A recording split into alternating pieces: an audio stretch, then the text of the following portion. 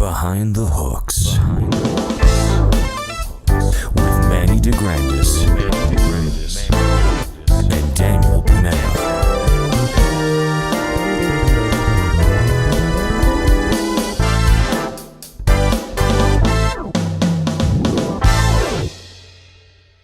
We survived. Did we? We're ghosts. Well, we are filming this, a couple days after Halloween. Yeah. So how was your Halloween with the kids? How was your Halloween with the kids? That was good.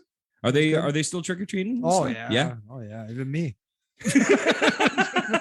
Scoping a ghost. I got turned away when I was like in grade 7. I know. They don't turn away anymore. And I never went after that. I never went back My to trick-or-treating. dog was getting treats. It's a whole thing now. I should pick it back up again. Yeah, let's try it. But while we are here, I am sitting here with Manny DeGrandis. Say hi, Manny. Hi, Manny. And over here to my left and your right. That's what they say. I don't know if those are the right. It might be. I don't know if I have this mirrored right. Exactly. Is Daniel Panetta. There's the applause that I always get. Just nothing. Today's a special one. We have a very special guest on the show today. He is a friend, colleague, supervisor. He's everything that any questions I have. We spoke briefly about the Supersonic Hearts Band on the show in the first episode back. Yeah. And I want to introduce to you the man who has the unfortunate displeasure of dealing with me day in and day out. Yeah. Mr. Tim Bates. Hey, Tim. Hi. How you doing, buddy? Doing well. Where can I get one of those? You want one of these? This was left here after a housewarming that I had. It is Arizona, not a sponsor, but Arizona hard green tea. Now, let me tell you something. Ooh. I hate tea, but it's hard. We like hard. You're big fans of hard. Mike's Hard Lemonade. We've got anyway, that's not what we're here for, Tim. No? You're getting me all sidetracked. Sorry. We're always trying to get sponsors. I have to turn around and make sure I don't have anything in the background. Hide your label. So Tim, thank you so much for being on the show. We appreciate it. In fact, Manny and I are now both involved.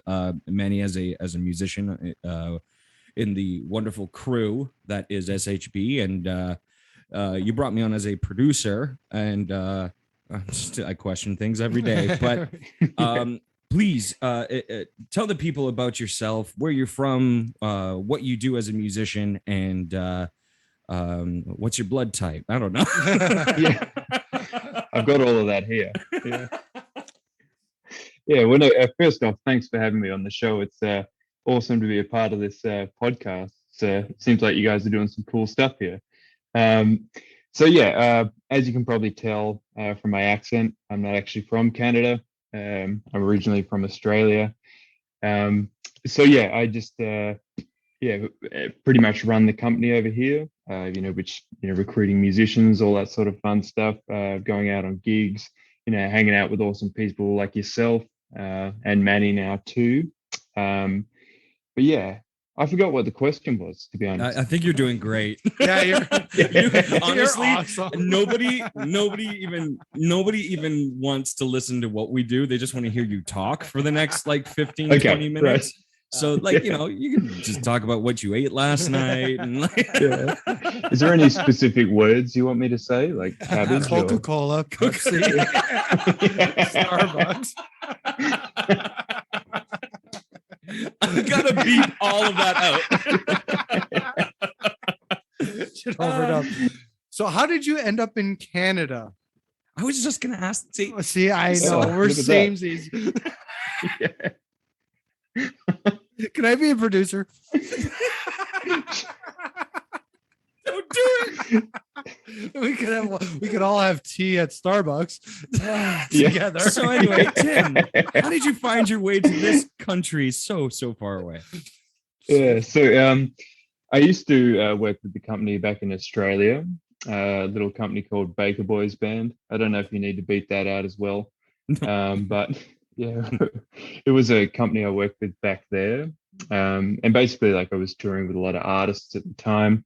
And whenever I was, so I should give you a location. I used to live in Perth in Australia. Nice. And whenever I was back from tour, they used to put me on, weddings and corporate events and things like that. Did a load of gigs, a lot of money, really enjoyed it. But yeah, they had a position opening up here, and they wanted somebody to come and kind of take the reins. And I thought, why the hell not? And I'd actually spent some time in Canada in the past as well, studying. But yeah, loved it here and thought, why not come back? That's awesome. Well, I mean, we're very fortunate that you did make the trip over the pond, and I have to ask, just because I'm curious, how long into working with the group did you mosey over here? So I started in 2012. Wow. Okay. Oh, okay. So yeah, and that was pretty early on. But yeah, I relocated 2018, so like 6 years or something with them. But did loads of, like, hundreds of gigs with them. Yeah, it was always super organized. Loved the people I was playing with. It's like, I thought it couldn't actually get any better, but here I am, and it is better. That's awesome. Do you play in the bands now, or are you just producing mostly? I just often stand awkwardly in the background. Yeah. Oh, wait. Tim's.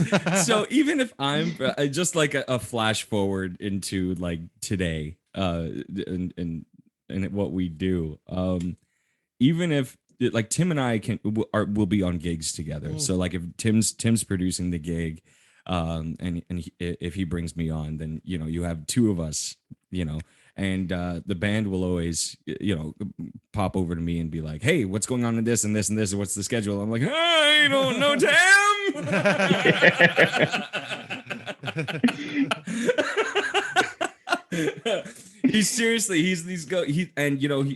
I'm speaking like you're not even here, but you're great with the clients. Because sometimes you get people that are very particular about their wedding, and and rightfully so. It's their special day. I get it, and they put a lot of money out there to make the night special. And Tim just they're like Play-Doh in Tim's hand.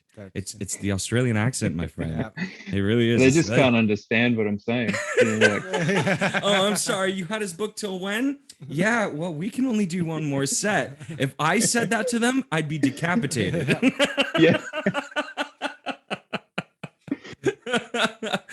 But let's go into some of the particulars about what is the Supersonic Hearts Band and the affiliates? Yeah, so basically Supersonic Hearts Band is the Canadian version of a company that I work for. And ultimately what we are is just a giant community of musicians. So, pretty much anywhere in the world where we operate, like I was explaining to you the other day, if you do happen to drop into Italy, we can, make sure you're, clued in with the players there and all that sort of stuff. Even though I know you've got, tons of history over there, and you're, basically a royalty over there. They're begging for me back, Tim. I just can't understand their messages. It is pretty great though, because how many sister bands are there? Approximately, I guess. So I don't know the exact number of sister bands, but I know we are operating in 150 something cities around the globe. Crazy. Yeah. So say Manny gets sick of Toronto. He's like, I'm moving to Europe. There's like what? I'm guessing like at least 20 places in a roundabout way that he can possibly go throughout Europe. Yep. All right. Crazy. All right. That was a guess. Yeah. That was a good guess.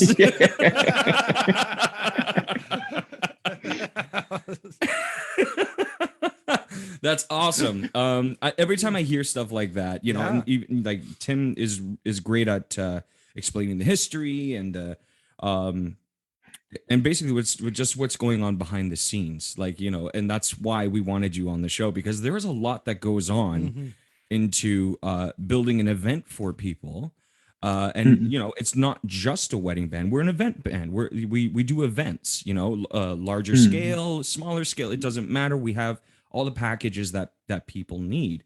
So here's a question that actually I've never asked you, but I've been curious for a while. Did musicians create this company? Because it feels like they did. Yes, they did. Yeah. Okay. My boss, was touring the world. And he just, wanted something that, because he was, touring a lot. He was doing the 186 days a year type deal. And he wanted, something where he could be at home more and, like be with, family and all that sort of stuff. So, he found this as a, that was something that was working for him, doing weddings and all that stuff while he was back. And plus it was a great way to make money on the side. Yeah, it's crazy. I mean, the fact that there's a company out there, specifically this one, that's looking out for us. Yeah. One, just making sure that we can survive.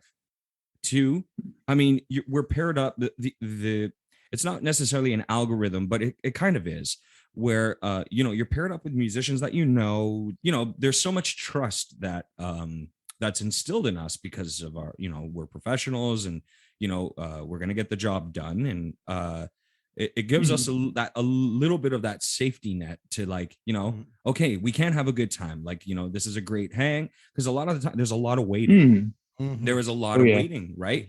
So, when you're in the green room or the band room waiting for your time to play, there's a lot of time where you can get to know everybody in the band very, very well. Yeah. And it's like, by the time you leave the gig, it's like, hey, say hi to your mom, Sandy, for me, like, it's crazy with that, because when you play in a bar band, you'll meet their girlfriends and husbands and brothers and sisters, right? Because they come to the show, and then you don't really talk to them because of the breaks, you're running around and everything. But the wedding band, all you have is the band. Yeah. You're sitting in a room, and it's a lot of time chatting. There's a lot of space in between. But okay, so here's a thought. And here's a good way for people to understand exactly how much work this actually takes on your end. So Sunday night ends, right? You say you've done a gig, you just finished your last slew of gigs for the weekend. Monday morning pops up. What happens to Tim? Well, it depends if we're talking about busy season or let's talk busy. Peak season. Peak season. So basically what happens is there's a process of finalizing events for that upcoming week. So basically over the weekend we'll have those gigs, and typically on a Monday, that's where we or where I would organize all my calls with clients and things like that to finalize details for their events coming up. And sometimes it can be 5, 6, 7 8 or 9 like green light calls, or final calls on a Monday or something like that. So it's it basically it's like the gigs stop, but the administrative stuff picks up. But I really enjoy that, because it's just making sure that they're going to be happy for the weekend. And when we go and do gigs and you rock it for the clients, it really is a blast to be a part of it. For sure. And the way that at least that you've laid it out for me, and I'm sure others have laid it out for you, there's no reason why I should say on a call with a client or an email with a client, I don't know. Everything is laid out. I have all the answers there. Tim was working with me right from the get-go. It's like, okay, so we're thinking about putting you in this producer role. Do you have any time next week so we can go through the admin stuff? And me, sometimes when I get home from a long day, it's like I've got dumb brain, and you've been nothing but patient with me. And he's literally that with clients as well. And that's why everybody loves working with you, man. And what's great is when you hire a company that does 3 weddings a weekend themselves, never mind the other bands. You have all those answers. You're like, no, don't worry, man. Like, no, like, yeah, like I'm at a gig right now in the middle of La Bamba. And good song. Right? I've seen it, I've seen it with Tim, especially with you. I mean, like you'll be at a gig and we'll be like at doing sound check, and you're on a call with like either another producer or a client for an upcoming event, basically like putting out fires if you have to. It's part of it, and the great thing about this company is that everybody's got a job. There's a layout. Here's the band. Everybody in the band knows what's going on. Awesome. We can all see the same thing. There's a note system where we can talk about things, and any changes to the itinerary are all on the worksheet. We have a worksheet. yeah, I think you kind of maybe jumped ahead, because I just what you're saying is like, so every band member, even though like being a subber, I don't even meet the people or talk to the people or have any way of contacting the people before the gig. But you do. But with this band, you do, because you get they're like you're saying, you get the email and there's a worksheet, who's in the band. And you could reach out, like if there's 2 guitar players, let's say, and then just be like, okay, I'll do half of the solos, whatever, right? Yeah, I mean, there's a lot of times the horn parts or whatever. You're getting rid of a lot of that, the unknowns that you would be taking care of at rehearsal. There's no reason why an SHB rehearsal really goes over 2 hours. We just go there, go top and tail the tunes. We have all the notes that we need for the rundown of the songs. Tim's great. I just like he puts a brief after every song and just basically says, okay, drum starts on this one, end on this riff, and guitar starts the next song. And it's like, really, that's all we need to know. Yeah. That's really all we need to know. Yeah. And then if we do have requests or something like that and it calls for a rehearsal, we literally just go there to just hammer out the requests, or perfect the first dances and make sure that those are on point, for them and the videographer and everything like that. But everything else, I mean, it's floor fillers. That's it. Floor fillers. I mean, as professional musicians, if we can't figure out how to rock the floor fillers, then we shouldn't be on the list of musicians to be at. We should be on the floor looking and learning and watching the band. Yeah. Build the floor. Yeah.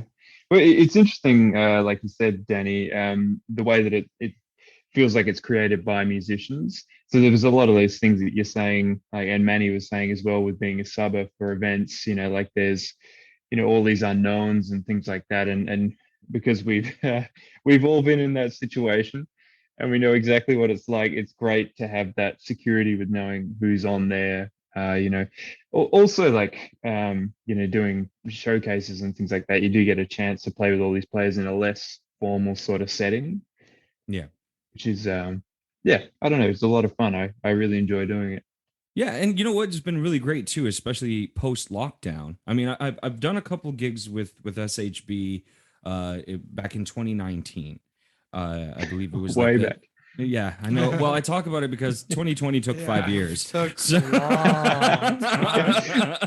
It's strange though, right? Because it feels like 2020 took 5 years, but it feels like when you say last year, you're talking about 2019. Yes. Do you guys find that? Or am I? Oh yeah. Oh yeah, no, I was blacked out for all of 2020. I don't remember any of it. So, but sorry. In 2019, I did a couple gigs with you guys, and I was brought on just as like a hired gun, still figuring out the work page and all that fun stuff. But then 2020 was a bit of a loss, but everything we were all notified. It's like, okay, this got pushed, this got canceled, well in advance, and it was kind of obvious too, because everybody's gigs was getting pushed or canceled.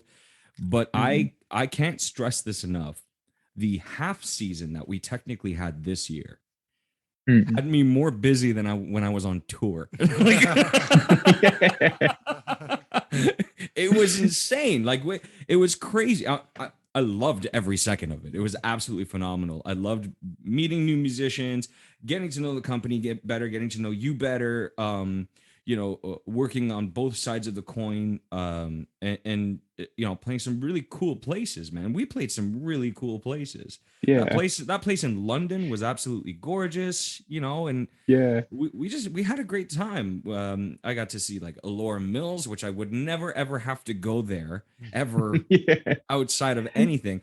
And I fell in love with that town, man. That is nice such a little cool town. place. It's It's a place stuck in time. I would never have gotten to go there if it wasn't for this group. It was awesome. Yeah. Well, man, it was an honor to like share the stage with you because you're such a pro, No, like really. I mean, man, there was that gig I remember where you what was it? You were playing left hand bass, comping with the right hand, singing lead. yeah, Amazing. that was the trio thing, right? Yeah. Yeah. I think that was the first gig you and I played on together. Yeah.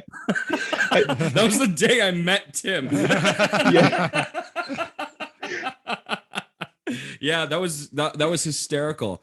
Honestly, any other, I think in any other circumstances, like I would have been like, I was terrified a little bit because I was worried about, okay, like, can I be this busy and still put out a good vocal performance, all that stuff, right? I'm really glad I did it just to say that I was able to, like, I push did yourself, it. right? I didn't know what I'm always pushing, like either students or whoever I'm consulting about, performance. It's like, what you're able to do. It's the stuff that you practice all the time. It's like, where's your line? And then what are you capable of? There's a big difference. Capability is the stuff you haven't even figured out yet. What you're able to do is what you see every day in yourself. So I was like, okay. So first of all, I need to buy a rack for my keyboard because I didn't have that. Yeah. It's like I had 2 keyboards. It's like, okay, well, usually at gigs, it's like I'm playing one or the other. And then I think it was the groom that came up to us in the green room and was like, hey, can you start with September? And I looked at Tim and the sax player and I'm like, yeah, all right. Can only go up It was from the there. craziest thing. Tim on drums, me on keys and voice, and a sax player. And it wasn't even the original sax player. He got sick. And and this guy subbed in, and it's like he had this set list for what, maybe 4 days, something like that. And it was like, it ended up working out. The dance floor, they didn't leave. The first song was September. The last song was Hey Jude. They were on the dance floor for the entire time. And it was awesome. They just wanted like a jam kind of feel. You know what I mean? And that was really cool. It was a super chill wedding. A bunch of like Google executives and stuff like that. And these guys were hilarious the whole night. Where they were just on the dance floor having a time. And then just sweat. I'm sweating. I had to throw out that shirt. I was sweating so much, not because I was moving around or anything like that. I was thinking so much thinking. So it was a good gig. It was a good gig. It was a great time. And I mean, you kept me busy right out of a really, really dark time that I was having. And I'm sure everybody was having, especially creative types during 2020, having, a little bit of too much time with yourself. You know what I mean? And, as songwriters, we tend to get into our heads a little bit too much. So, fresh out of the gate, as soon as lockdown lifted, the phone calls started coming and, you got me out of the house away from producing and not producing for SHB, but producing like people's original material. And it's like, that can get really depressing too. It's like, you're hearing everybody that's, putting out creative stuff. And it's like, good stuff. What am I doing? Like, me who it takes a year to come up with a single. But yeah, you got me out of that and gave me an opportunity to meet some great musicians, see familiar faces that I haven't seen in like a decade since I was at school. It was really awesome. So I really do appreciate that, man. Yeah, that's okay. I really like the connection with Duncan. That was one that we didn't see coming. I wasn't expecting it. That was hysterical. Duncan and another bass player who I went to school with, hadn't seen him since Humber. And I saw him and I was like, oh my God, okay, here we go. That's fun. We're gonna take a quick break, and then we'll come back and talk about more stuff. Yeah. I don't know. What are we doing? Anyway, We'll do that. There's good. a commercial if you want to Buy that. I don't know. I don't know how to sell things, but I did do a pitch. You saw it in the last episode. I'll do it again. All right. See you in a bit. Hey guys, Daniel here from Behind the Hooks. Just wanted to take this time to let you know about Buzzsprout. Buzzsprout is who we use here on our show to distribute our show to all the platforms that we can, Spotify and all that fun stuff. Follow the link in the description and the show notes, and it gets you a $20 Amazon gift card if you sign up for a paid plan, and it helps support our show, which is pretty great. That would be nice. We use it. It's been nothing but great. It's super easy to use. The customer support and the help that I've gotten because I am tech dumb has been nothing but incredible. If you want to upgrade, Buzzsprout has tons of guides to help you find the right equipment at the right place. Just start with some gear, a quiet place, and you can literally upload a podcast from anywhere. You'll get real great looking podcasts because of the website. The website is super sleek and it's really nice.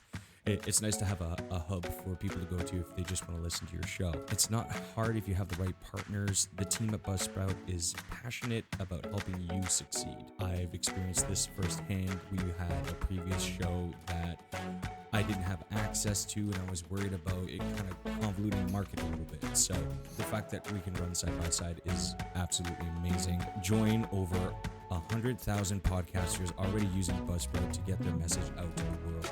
Your message is important, and Buzzsprout is here to help you get it out there. We use it, we love it, and we know that you guys will love it too. So, like I said, there's some incentives behind it. Go ahead and check out the link that I'm going to be putting in the description and the show notes. Now, let's get back to the show. Okay, we are back with Tim Bates. All right. So we're going to cut now, so that way I can do the harpsichord thingy and I don't have to yell anymore. It's great. Yeah. All right. Here we go.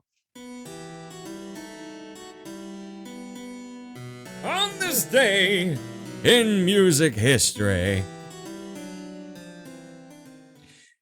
And on this day in music history, it is a bit of a bittersweet one. On this day in 1984, Marvin Gaye was unfortunately taken from us too soon.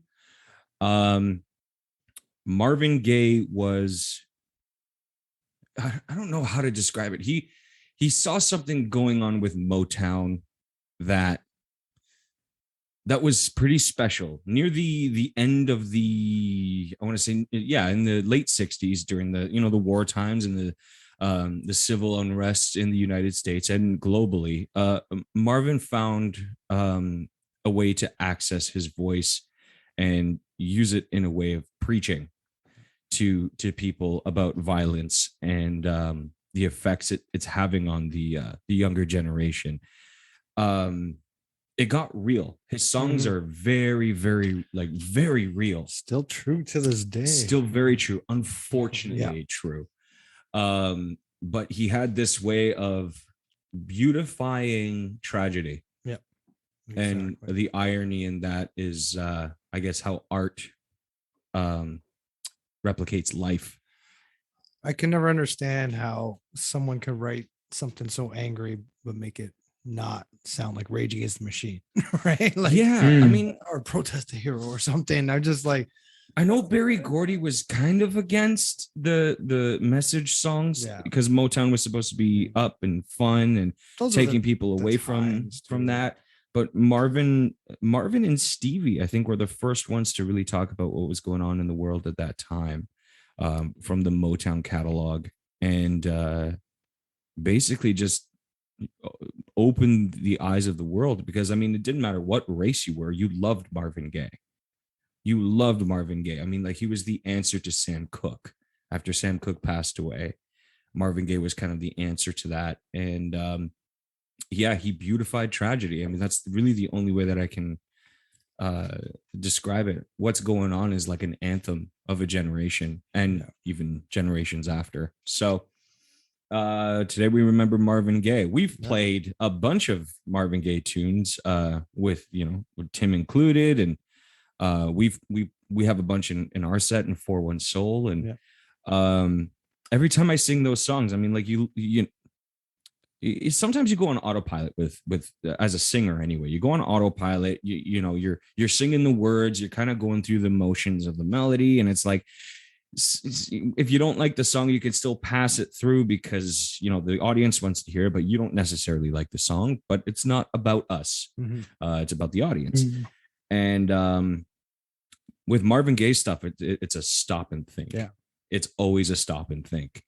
I don't think I've ever sung What's Going On or any of his songs without like taking a beat afterwards and being like, whoa, those words just came out of my mouth and I better do this justice, because it's important that people understand the gravity of these words, and just his melodies are just so killer. Marvin Gaye. What do you think? What do you think his style would be if he was still alive? I don't know. Do you think he'd still be doing that kind of stuff, or would it be more contemporary? I think he would, like everybody would have went through the 80s and had to do their 80s thing, but then to go back to it. Yeah. I think about that sometimes. I talked about a little bit with the Jimi Hendrix one that we talked about. And it's like, imagine the chaos that they can just bring about through music. It's just Marvin. Marvin would have been one of those ones that would just never fade. No, like he'd be there with Stevie and still. Imagine if he produced Michael Jackson. Anyway, let's talk about speaking of lasting impressions. Just like with us leaving lasting impressions on people, if we're doing a good job and we put on a good show, there are some gigs that actually leave a lasting impression on the musicians. We've definitely had our share. Tim, do you have one of those gigs that good or bad, but just kind of like they stay in your mind and every so often you're reminded of them? I think when I had back in 2019, last year, of course, was with Dan, bass player that that actually recommended you. Dan Mincham. Hey, Dan. Yeah, what a pro. Love that guy. But we were doing this wedding, and it was a wedding where the bride was singing to the groom, which is one of the parts of it that made it really special. But that was that all happened, and they actually had a song request for us, which I can honestly say I've never played it before at an event ever, and I never thought I'd have to. But it was "I'm Blue" by Eiffel 65. I've never played that song. It's one of those songs, right? You're like, it's one of those period songs that you think will never rear its head again. But we played it and it went off. Honestly, it was just like the dance floor was packed, and it was such a crazy song, and I never actually thought something like that would have such an impact. But it might come back. Hilarious song to do live. It might come back more. The kids are all singing it. I think TikTok's brought it back. Well, a lot of like Euro tracks. People are simplifying Euro tracks now because they miss the melody and singing the melody. But now those people are getting older and they're not fist bumping anymore, right? But I mean, like there is a huge resurgence of Euro music that people want to hear at their weddings. I mean, I DJ'd one for us. The one at Alora, and the family was half Italian, and they were requesting some stuff that I haven't heard since like the Palazzo days, man. Like, oh my god, like Stevie B stuff, like it was crazy. And I was like, oh my god, yes, I can play this. I had to go on my personal list. Pull out a vinyl. Julia. But playing that live with a band would be awesome. I'm thinking of I'm thinking of the changes now. Yeah, we got a Yeah. We'll be throwing We it should, in. we might, maybe. Yeah, I'll bring my keys. Why not? That's hilarious, though. Yeah, I can assume that they would just go crazy. So I'm assuming, like, who's singing on that gig? I want to know. You can pull off that voice. So Nick was singing on that one. Have you gigged with Nick? Yeah, that makes sense. Yeah, he's an animal. Yeah. That's hilarious. Oh my God. Okay, that's a good one. Manny, what about you? Do you have like one of those gigs that stick out for you? Like good or bad, but just left an impression on you? Oh, I probably do. My memory's killing me right now. Yeah. But you're great. Just and I'm just thinking of my corporate gigs and stuff, right? But I mean, there's been some just silly ones of like just time. Like I always find there's been just like, okay, you get there, you're ready for a 9 start, and you start at 11:30.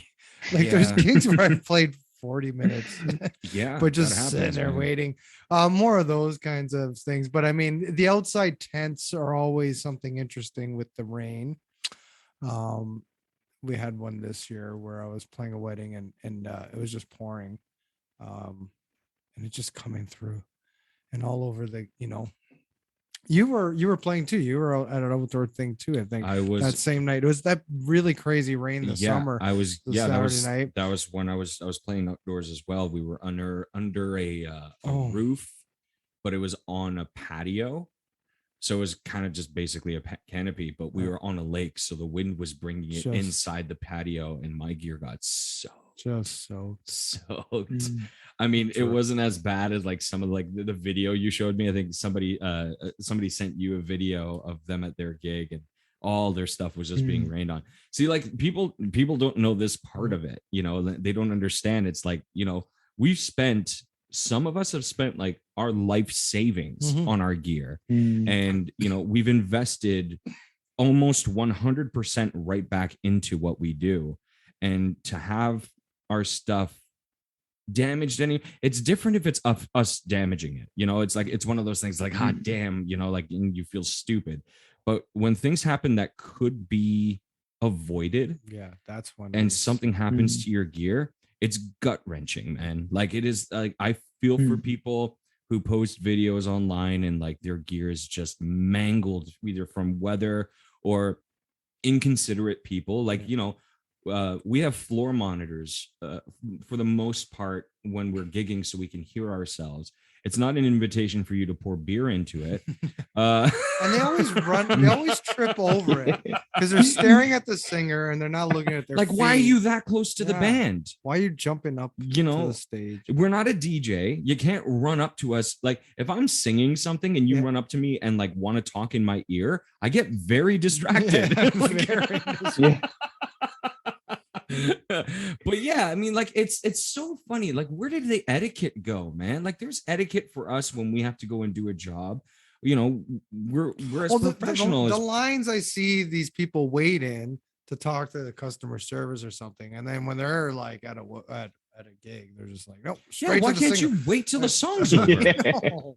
Like, we're not going anywhere. You mean to tell me you can't remember that thought for 3 minutes? And you don't want to hear it that much. But yeah, I mean, like, I just don't get it. Like, there's an etiquette thing as professional musicians that we have to learn, whether being on stage or at a gig, and maintaining professionalism, because it's our livelihood and we want to be invited back or hired for more. It's just, it's the circle of musical life.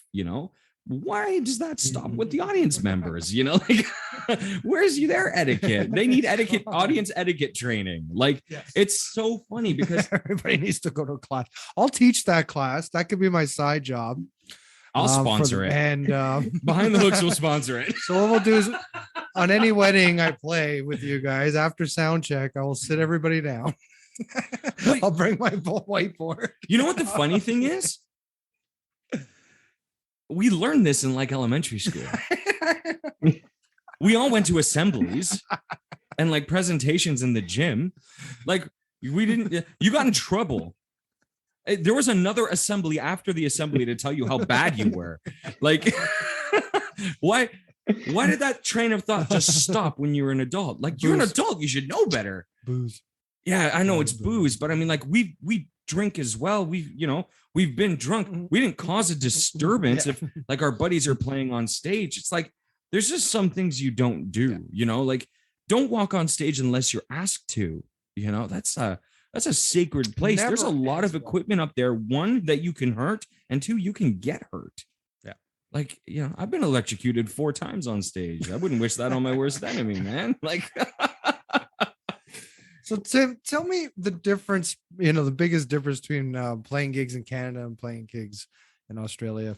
Like what's like maybe a bar gig or a wedding, what's the biggest difference? I got this, Tim. The heat.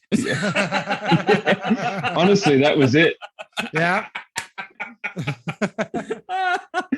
There's no air conditioning over there? No. It's it's warm, so it's fine. It doesn't need to be. Yeah, it's not like you can die from it. Oh wait, yes you can. Yeah, no, it's yeah, no, it's in Australia. I think honestly there isn't much difference. Just really like the seasons when you're gigging. I mean, in Australia, basically you can be gigging all year round. So like winter, we don't get anywhere near or even any snow where I'm from. So basically, you can be doing a gig in the dead of winter and it might not even be raining. Like it might just be cool weather, but not even, Canadian cold type weather. It's like our fall, kind of. Like it's like our fall. The coldest that it gets there, right? Yeah. It's and it's awesome because it means you can obviously when you're gigging in Australia, there's a lot more flying. Because there's so much distance between cities. Not that Canada isn't big in that respect as well. But yeah, we usually fly between cities because the east coast of Australia is where all of the big gigging cities are. So you might fly from the west coast over to the east coast and do a leg, down the coast on the east from Brisbane down to Melbourne or something like that, hitting Sydney on the way and maybe Canberra. But yeah, it's I don't know. So it's like 3 sets still when you're doing a top 40 gig. It's still the same kind of thing across the world. Yeah, that's universal, I guess. I don't know. I was just wondering where all that came from and if it's honestly that came from Europe. That's a European thing. 345s. That's a European thing. I mean, I know a lot of Italian guys that were playing back in the 50s. And that, they were doing stuff like that. Well, yeah, I guess when you read the Beatles, they just did 5 45s. Yeah, I mean, they worked them back then. Yeah, they were, but a lot of them got paid hourly. $100 a gig. They got they got paid as if they were employees. Service staff. Yeah, you know what I mean? They didn't really get like a cut and dry. This is how much the band is getting. Yeah. They were getting tips and part of the wages from the venue, right? I know that the set structure is definitely a European thing, just because it's just, especially in the 50s and 60s and gigging places in the UK in the 1940s with the swing bands and stuff like that. That's literally what they did at those venues. But I know on the East Coast there's you got a lot of party animals, man. So I imagine the gigging life must be a blast. No matter what instrumentation you're doing. But I mean, do you ever get the Riley ones like we get here? I the last time that I at least in my experience, they understand the etiquette. They're not gonna really mess with the band, but it's all in good fun and it's all very innocent and sweet. But does it ever get almost obnoxious like it does up here? I mean, Australian. I don't know. Australian culture is a little more, rough around the edges in some ways. No, it's basically, just if it's something that you've grown up with and you're used to, I wouldn't say it gets, Riley or, anything obnoxious. It's just, I just get people that, like to have a good time, Yeah, and you know what? When it's expected like that, and the atmosphere obviously always plays into effect when you're doing a gig, because if you're going to a certain place and that place is famous for Roadhouse kind of vibe, right? Then you can go in kind of prepared. Yeah. But when you're playing like a black tie event, I've done a few black tie events where it's like you had to look back at the schedule or at the pamphlet and see if it was actually still a black tie event, because there was no ties left. They all ended up on people's foreheads. Yeah. And people are just falling over each other. And I get going out having a good time and stuff like that, and we're there to provide some of that. But at a certain point, it's not really fun when you have people that are just inconsiderate and just going back to the gear, because there's been times it's like I said, we spend a lot of money on our stuff in order to provide a good time for people. And it's like, just, I'm not going to your house and like pouring, beer on your counter, like, why are you putting it in my monitor? Like, it just doesn't make sense. It was smoking and it looked thirsty, Actually, the way that I run my monitors, they probably were.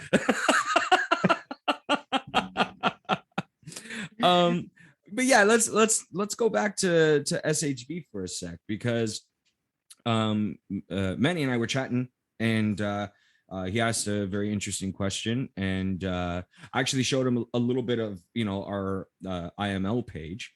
And by the way, that's the International Musicians League. I'm gonna put a sparkle on my teeth right now. Yeah.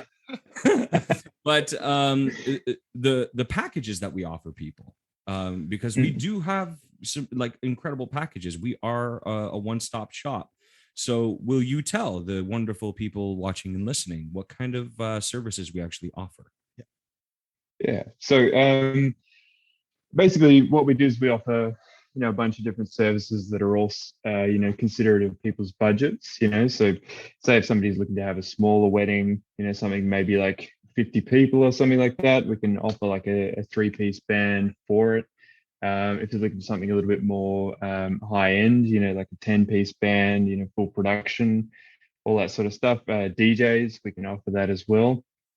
We've recently just started pulling on photo and video as well, which is something that we've been has been operating in the States for a couple of years now. And yeah, it's basically, we just, work with a lot of vendors that are awesome.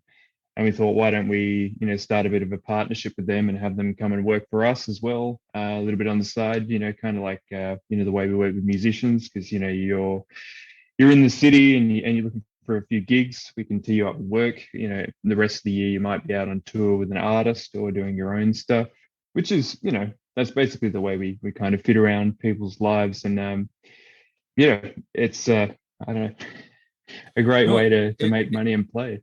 It is great. I mean, I've been doing at least the Toronto circuit for 25 years, and I don't know a lot of event bands that offer the full service. I mean, there are a few, but those only really came about in the last 5 years or so, where they offer the full packages.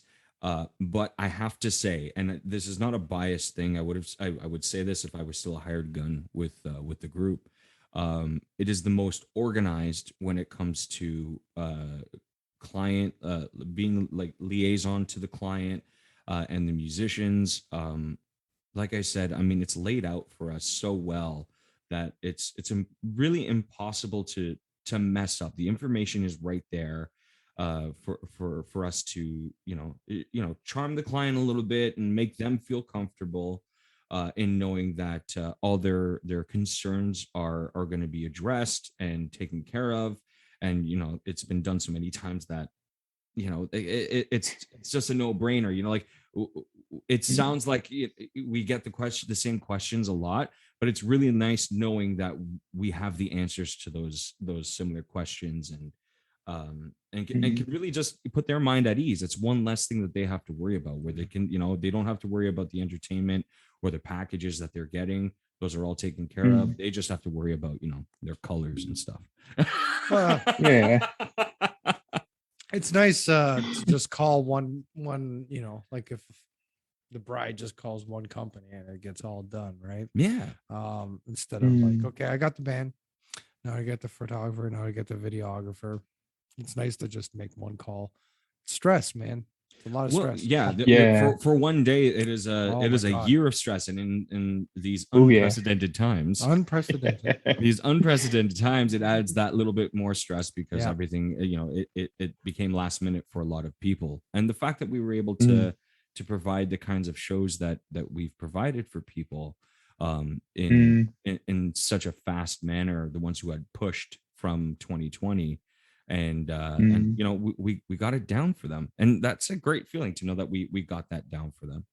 So I want to say a huge thank you to you, Tim, for one, being on our show. Not a problem. And two, for dealing with us on a professional level as well. Manny's first one is coming up, and I know it's going to be a great time. I'm going to be there, even though I don't have to be. But I'm going to be so nervous to play for you. But if you are interested, I will put links below and in the description of the audio of this. If you're interested in checking us out, check out the website. Inquire, you'll at least get one of us. There's a good chance. Or you could ask for none of us and but hire the rest of. But I mean, like, for any of your event needs, we're here to help. We definitely put on the greatest show that you can possibly imagine at an affordable price, and wherever you are. Obviously, we're global. So, Tim, thank you again for being on the show, brother. And I look forward to seeing and playing with you again, man. Yeah, well, thanks so much for having me, guys. It was great to chat with you. And just also, I didn't expect the, what was it called? The On This Day. That was cool. On this day. Yes.